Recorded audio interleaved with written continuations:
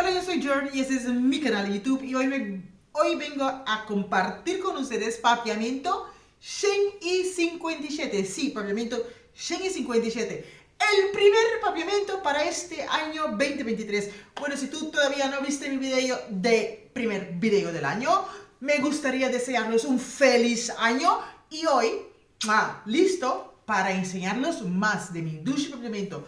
Pero antes me gustaría invitarte a que te suscribas a mi canal de YouTube, dale suscribir, activa la campana para que así cuando subo un video, tú de una vez vas a ver mis videos. También te invito a que me sigas a mis redes sociales que tengo Facebook, Instagram y TikTok.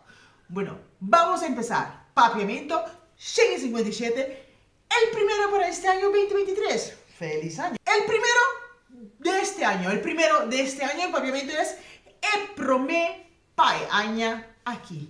Eprome Pai Aña aquí. Feliz año nuevo, feliz año nuevo, feliz año nuevo, un bon año nuevo, un bon año nuevo, un bon año nuevo.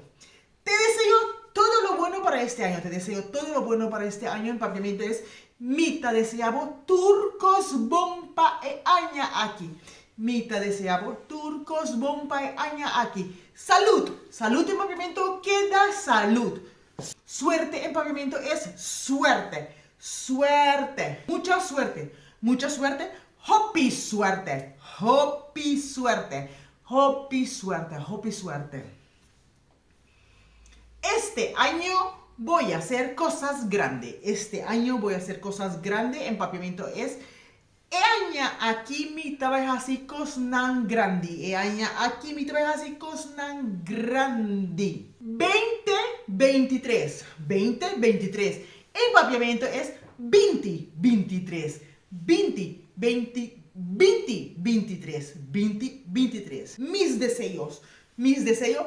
Mi deseo, mi deseo, mi deseo, mi deseo. Enero.